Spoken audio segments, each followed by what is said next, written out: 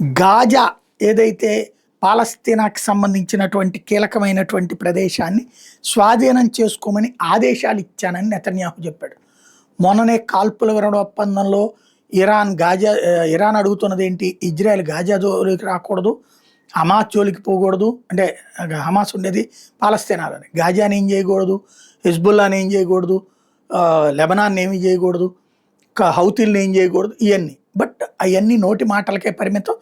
తనకి శత్రువులు ప్రపంచంలో ఎక్కడున్నా వదిలిపెట్టే గుణం ఇజ్రాయెల్కి లేదు.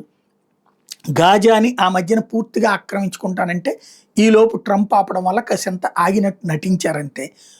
తాము లాక్కున్నది ఏం తిరిగి ఇవ్వలేదు. ఇప్పుడు గాజాని 80% ఆక్యుపై చేసుకుంటానికి అనుమతించాను మా సైన్యానికి అని చెప్తున్నాడు.